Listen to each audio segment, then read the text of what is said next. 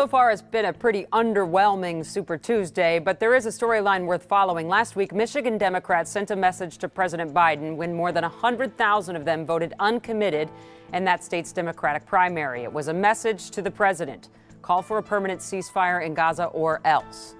Well, that or else movement quickly gained traction here in Minnesota, and there was a campaign all day today and the last several days to get Democratic voters here to say the same thing when they vote today. Even though 100,000 votes for uncommitted isn't forecasted in our state, the call out was regardless. So who answered it? Here's Kent Erdahl. Protest votes were definitely cast at Minnesota polling places on Tuesday. I voted uncommitted because I don't like what's going on in the world, especially with to stand in solidarity with the war in Gaza. Minnesota is among at least 7 states with an uncommitted option on the Democratic primary ballot and an organized movement to urge Democrats to check the box in support of a ceasefire in Gaza. But after a very slow morning of voting reported in polling places from Minneapolis up to Blaine, those behind the movement here say don't expect a repeat of Michigan. Our first phone bank was on Friday, so for us, we couldn't really form the same kind of numbers that they could. Instead, Asma Mohammed Nizami says the goal in Minnesota and other states is to show the Biden administration they're serious about a ceasefire. We've heard from some folks inside the White House that the president is nervous about tonight's results, which I think is exciting for us because we want him to be nervous. But just a few feet away in Blaine, several Democratic voters said they're nervous too about what the effort will mean come November. Well, I guess we all can make our own decisions, if that's what they want to do, as long as they don't do it in the general election, because Trump would be even more hardcore. So they might be just shooting themselves in the foot. What would you say to those in that camp?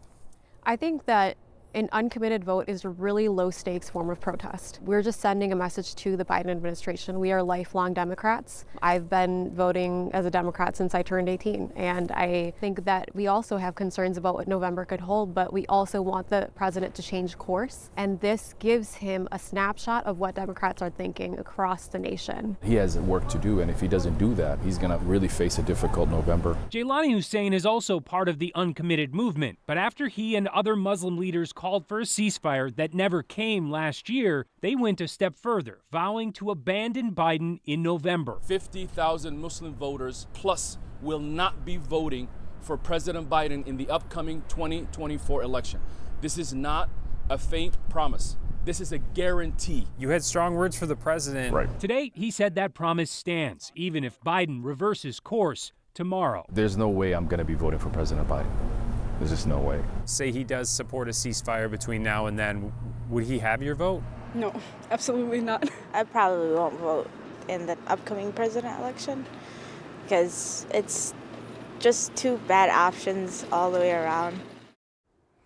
So is the Biden campaign listening to this undecided movement here in Minnesota and in Michigan and in other states? Well, that was the question I took to 2 national political reporters this afternoon. I've talked to a lot of Democrats on the ground who say they're not doing enough, who say, it's already too late to where they should have started a while ago. There's still time, but there's definitely a lot of concerns from Democrats that what we saw in Michigan and what we might see in Minnesota and other states is a real warning sign. There is a tendency in the Democratic Party to kind of, in the Biden campaign, to kind of disbelieve these things that are liabilities, to argue that they're overblown. And that's very gratifying and cathartic to do, but sometimes it actually causes you to ignore these problems that you might have. Whether this issue, this uncommitted vote, this broader kind of Middle East policy issue is a really big problem for Joe Biden is not necessarily been shown to be the case so far, but it is something that's out there that they have to at least think about. So time will tell tonight how many uncommitted Democrats there are, and Minnesota and Michigan are not alone with this undecided option. Colorado is voting today as well on an undecided option on their Democratic ballot. We'll have results and analysis tonight on our late newscast. If you want them as it comes in, text the word VOTE to 763-797-7215. We'll send you back the information we have.